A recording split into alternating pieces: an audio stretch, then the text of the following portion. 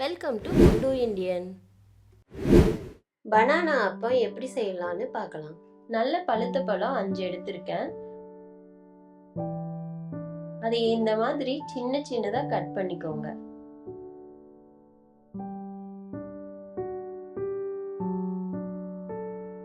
வடக்கல் வச்சு 2 ஸ்பூன் நெய் ஊத்திக்கோங்க.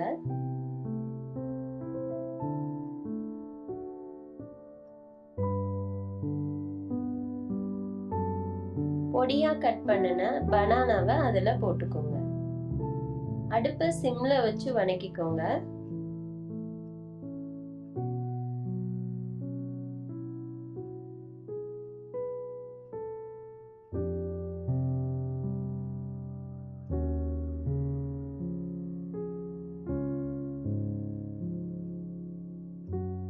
இந்த மாதிரி நல்லா வணக்கணும். பேஸ்ட் ஃபார்ம் வர வரைக்கும் வணக்கிட்டே இருக்கணும். பேஸ்ட் ஃபார்ம் வந்துருச்சு.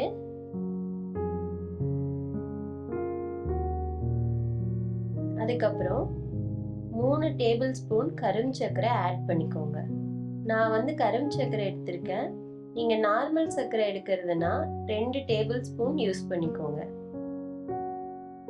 இப்ப நல்லா மிக்ஸ் பண்ணிக்கோங்க.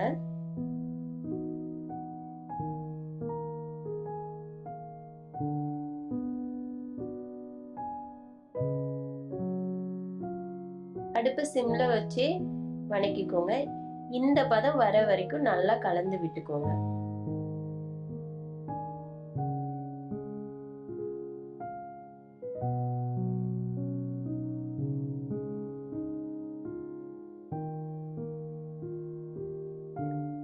இதுல தேங்காய் 1 கப் எடுத்து நீங்க அப்படியே சேர்த்துக்கலாம். இல்லைன்னா தேங்காயை கொஞ்சம் வணக்கியும் சேர்த்துக்கலாம். அடுப்பு ஆஃப் பண்ணிட்டு கோதுமை மாவு 3 டேபிள் ஸ்பூன் போட்டுக்கோங்க. அதைய நல்லா மிக்ஸ் பண்ணுங்க.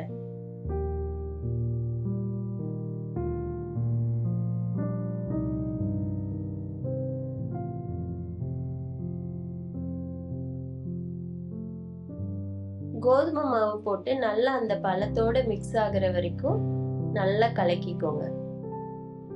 அப்புறம் தட்டுல போட்டு ஆறுன பிறகு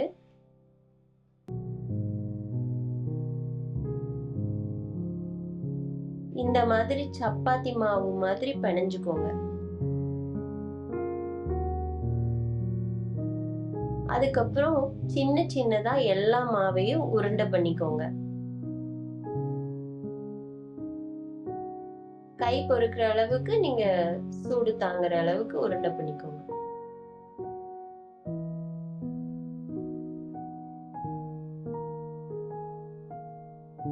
வடக்கல் வச்சு பொரிக்கிறதுக்கு தேவையான ஆயில் விட்டுக்கோங்க. அடுப்பு சிம்ல வச்சுக்கோங்க. இந்த மாதிரி பொரிக்கும் போது எப்பவுமே நீங்க அடுப்பு சிம்ல தான் வச்சுக்கணும். எண்ணெய் காஞ்ச பிறகு உருண்டையை போட்டு ஃப்ரை பண்ணிக்கோங்க.